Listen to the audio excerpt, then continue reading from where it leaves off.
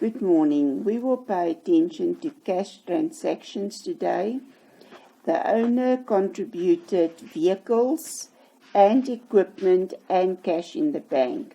We will therefore credit the capital account with all three amounts that he contributed, and we will record the vehicles, equipment, and the amount in the bank on the debit side. The capital account will be credited with 125,000 to increase capital on the credit side, and we will debit the vehicles account on the debit side to complete the double entry. Because the capital account was credited, vehicles is an asset that increases on the debit side and decrease on the credit side. Then we will also increase the capital on the credit side with a 75,000, and we will debit our equipment account with a 75,000 because equipment is an asset that increases on the debit side and decrease on the credit side. And the capital account was credited.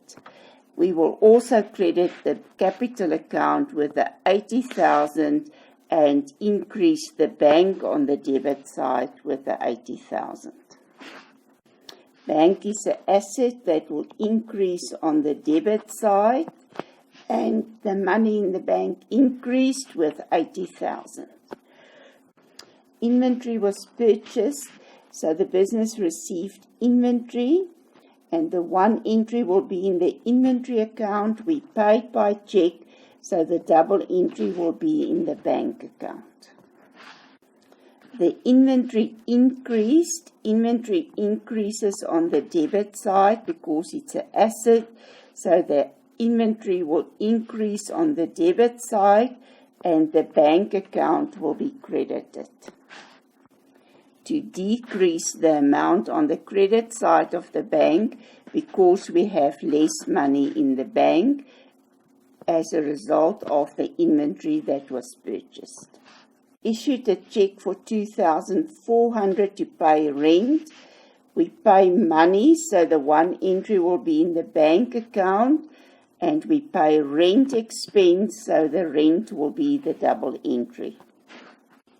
The bank is credited with the 2,400 because we reduced the money in the bank when we paid the rent. Rent expense will then be debited with the 2,400 to increase the expense on the debit side. Issued a check to purchase inventory, so money is taken out of the bank and we purchase inventory, so the double entry will be in the inventory account. The bank account is credited because the money in the bank decreased, and we will indicate that the double entry will be in the inventory account. Inventory will be debited to increase the asset on the debit side with the amount that was recorded on the credit side of the bank. 16,000, so money is taken out of the bank to buy a delivery motorbike, so vehicles will be the double entry. The vehicles increased, so we will debit our vehicles with 16,000, and we will complete this double entry on the credit side of the bank. The bank account is credited with the 16,000, and we write the word vehicles to indicate that the double entry was on the debit side of the vehicles account. Cash sales of goods and cost price. When we sell goods, we always complete two double entries. The first double entry will be at the sales price, and the second double entry will be at the cost price. So for the first double entry, we will show that the money was paid in the bank and that our double entry will appear in the sales account. The bank account is debited because the money in the bank increased with the 14,230, and we will credit the sales account. So this double entry will be in sales on the credit side, 14,230, because sales is an income and income increases on the credit side. Then we will also complete a double entry for the cost of sales. So before we could sell the goods, we first had to buy it. Cost of sales is an expense that increases on the debit side. So to be able to sell those goods, our expense was 9,200. That increases on the debit side, and we will credit the inventory account because we reduced the amount of inventory. We've taken inventory out of the stock to sell, and that double entry was completed in cost of sales. Issued a check for 7,000 to pay wages. So we've taken money out of the bank. One entry will be in the bank account to pay wages, so the double entry will be in the wages account. The bank account was credited with the 7,000 because the money in the bank reduced, and the wages account was debited with the 7,000 to increase the expense on the debit side. Issued a check for goods purchase. So the one entry will be in the bank account because we take money out of the bank and we buy goods, so that means the double entry will be completed in the inventory account. The inventory account will be debited with the 13,800 to indicate that the asset increased on the debit side, and the bank account will be credited with the 13,800 because the money in the bank was reduced when inventory was purchased. Cash sales of goods, so that means the bank account will be the one account and the double entry will be in the sales account, and then we will also complete a double entry at cost price. The bank account is debited to increase the money in the bank, and we will credit the sales account to increase the income on the credit side. The second double entry will appear in our cost of sales account. I will indicate that the expense increases with the amount for cost of sales, and the inventory account will be credited to reduce the amount of inventory with the cost price of the goods that was sold. Issued a check to pay for the telephone account, so the one entry will be in the bank and the double entry will be completed in the telephone account. The bank account is credited with the 200 Rand to indicate that the money in the bank was reduced to debit the telephone account with the expense. Telephone account is an expense that increases on the debit side, and therefore we will indicate the double entry on the debit side of the telephone account. At the end of the month, we will balance our accounts. If there are only amounts on the one side of the account, we will add up the three amounts and show that the total of the capital is 280,000. If this balance is on the credit side of the capital account, the balance will also appear in the trial balance on the credit side. So because we have a credit balance, we will indicate in the trial balance on the credit side that the total amount for capital at the end of the month is 280,000. Equipment only has one amount on the debit side, so that will automatically be our balance. Vehicles, there are two amounts, so we have to add them together to get the total amount for vehicles at the end of the month. and both these amounts for equipment and vehicles is on the debit side, so it will be recorded on the debit side of your trial balance.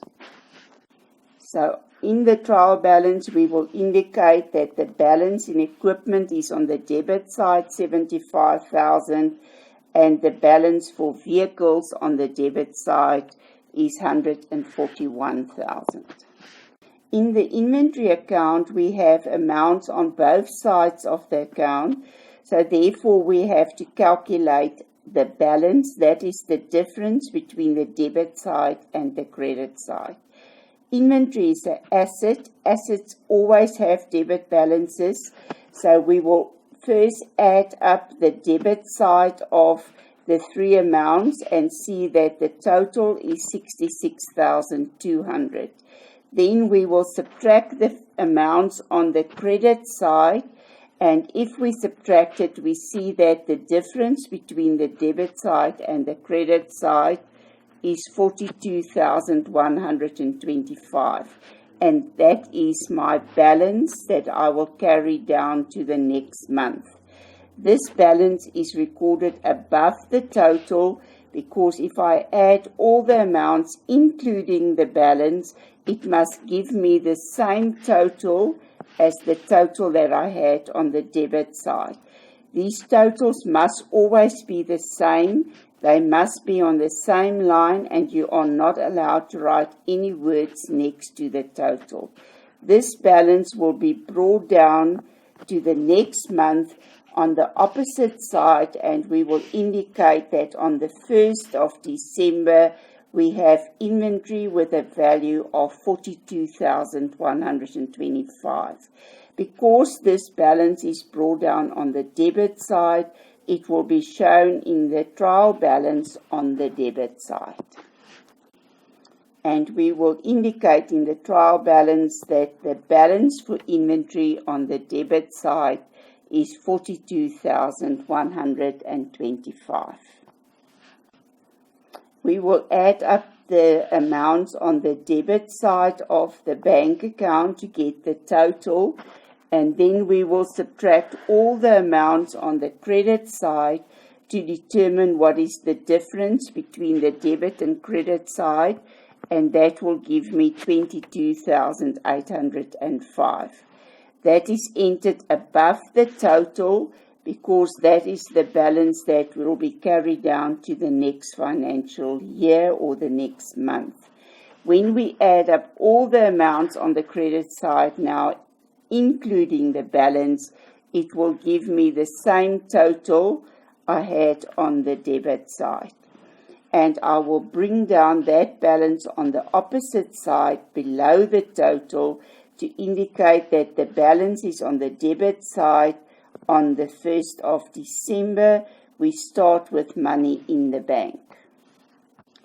Because the balance was brought down on the debit side, we will show the balance on the debit side of the trial balance for the bank account.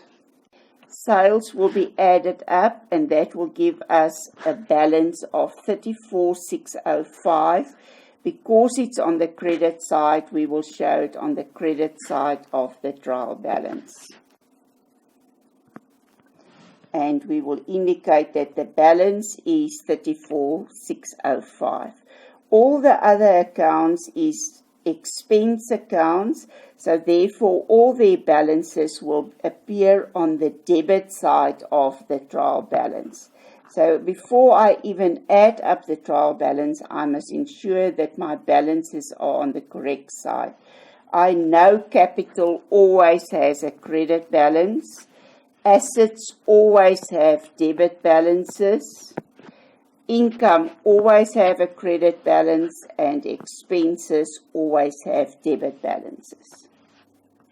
When we add up the trial balance, the two totals must be the same.